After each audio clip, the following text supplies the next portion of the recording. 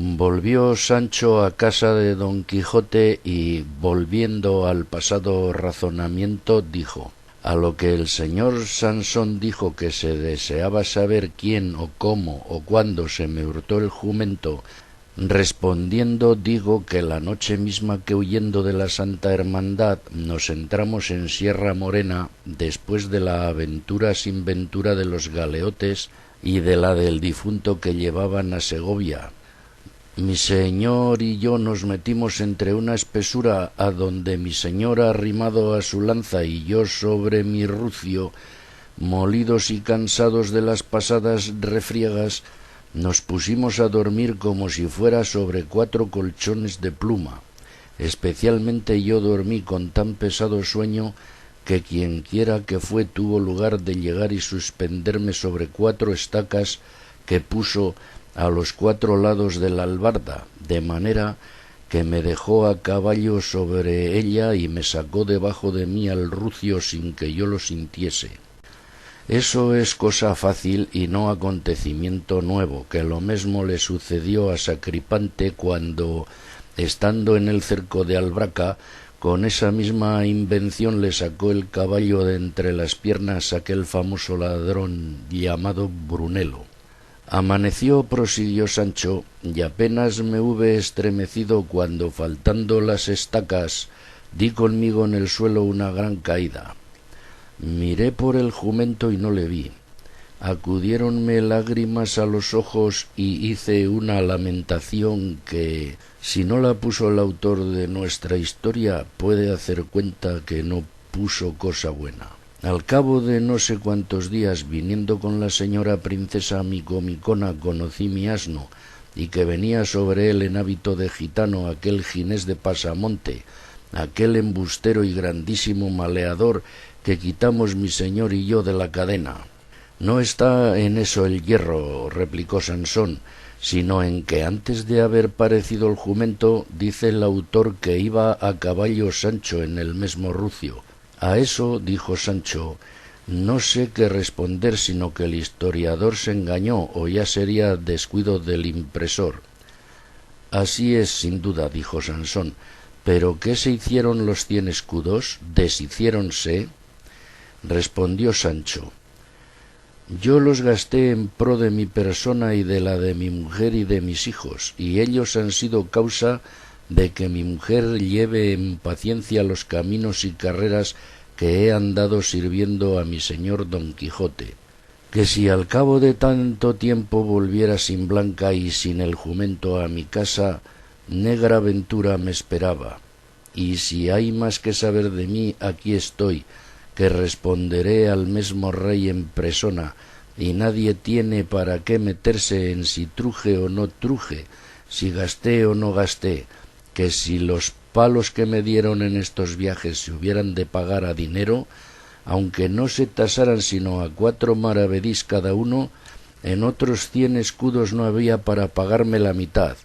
y cada uno meta la mano en su pecho y no se ponga a juzgar lo blanco por negro y lo negro por blanco, que cada uno es como Dios le hizo, y aún peor muchas veces. Yo tendré cuidado, dijo Carrasco, de acusar al autor de la historia, que si otra vez la imprimiere no se le olvide esto que el buen Sancho ha dicho,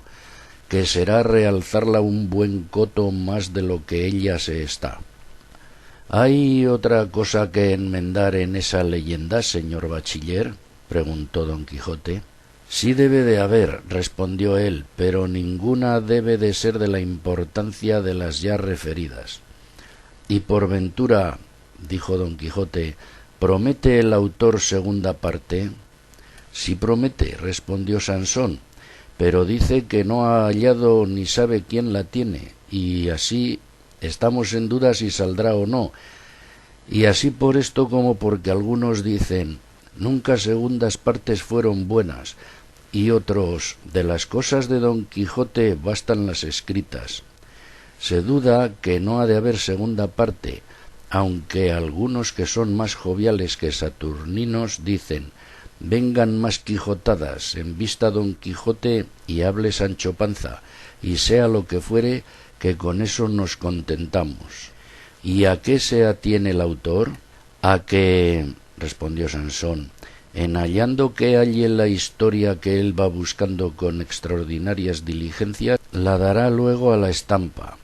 llevado más del interés que de darla se le sigue que de otra alabanza alguna. A lo que dijo Sancho, al dinero y al interés mira el autor, maravilla será que acierte, porque no hará sino arbar como sastre en vísperas de Pascuas,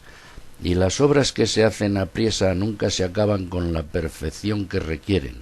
Atienda ese señor moro, o lo que es, a mirar lo que hace, que yo y mi señor le daremos tanto ripio a la mano en materia de aventuras y de sucesos diferentes, que pueda componer no sólo segunda parte, sino 100. Debe de pensar el buen hombre sin duda que nos dormimos aquí en las pajas, pues ténganos el pie al errar y verá del que cosqueamos. Lo que yo sé decir es que si mi señor tomase mi consejo, ya habíamos de estar en esas campañas deshaciendo agravios y enderezando tuertos como es uso y costumbre de los buenos andantes caballeros. No había bien acabado de decir estas razones Sancho cuando llegaron a sus oídos relinchos de Rocinante, los cuales relinchos tomó don Quijote por felicísimo agüero, y determinó de hacer de allí a 3 o 4 días otra salida, y declarando su intento al bachiller le pidió consejo por qué parte comenzaría su jornada, el cual le respondió que era su parecer que fuese al reino de Aragón y a la ciudad de Zaragoza, a donde de allí a pocos días se habían de hacer unas solenísimas justas por la fiesta de San Jorge, en las cuales podría ganar fama sobre todos los caballeros aragoneses, que sería ganarla sobre todos los del mundo. Alabóle ser honradísima y valentísima su determinación, y advirtióle que anduviese más atentado en acometer los peligros, a causa que su vida no era suya, sino de todos aquellos que le habían de menester, para que los amparase y socorriese en sus desventuras. De eso es lo que yo reniego, señor Sansón, dijo a este punto Sancho, que así acomete mi señor a 100 hombres armados como un muchacho goloso a media docena de badeas. Cuerpo del mundo, señor bachiller. Sí, que tiempos hay de acometer y tiempos de retirar. Sí, no ha de ser todo Santiago y cierra España, y más, que yo he oído decir, y creo que a mi señor mismo, si mal no me acuerdo, que entre los extremos de cobarde y de temerario está el medio de la valentía. Y si esto es así, no quiero que huyas sin tener para qué, ni que acometa cuando la demasía pide otra cosa. Pero sobre todo aviso a mi señor que si me ha de llevar consigo, ha de ser con condición que él se lo ha de batallar todo, y que yo no he de estar obligado a otra cosa que a mirar por su persona en lo que tocare a su limpieza y a su regalo, que en esto yo le bailaré el agua delante. Pero pensar que tengo de poner mano a la espada, aunque sea contra villanos malandrines de hacha y capellina, es pensar en lo excusado. Yo, señor Sansón, no pienso granjear fama de valiente, sino del mejor y más leal escudero que jamás sirvió a caballero andante. Y si mi señor don Quijote, obligado de mis muchos y buenos servicios, quisiere darme alguna ínsula de las muchas que su merced dice que se ha de topar por ahí, recibiré mucha merced en ello, y cuando no me la diere, nacido soy, y no ha de vivir el hombre en oto de otro, sino de Dios. Y más, que tan bien y aun quizá mejor me sabrá el pan desgobernado que siendo gobernador. Y sé yo por ventura si en esos gobiernos me tiene aparejada el diablo alguna zancadilla donde tropiece y caiga y me haga las muelas. Sancho nací y Sancho pienso morir. Pero si con todo esto, de buenas a buenas, sin mucha solicitud y sin mucho riesgo, me deparase el cielo alguna ínsula o otra cosa semejante, no soy tan necio que la desechase, que también se dice: cuando te dieren la vaquilla, corre con la soguilla, y cuando viene el bien, mételo en tu casa. Vos, hermano Sancho, dijo Carrasco, Habéis hablado como un catedrático, pero con todo eso,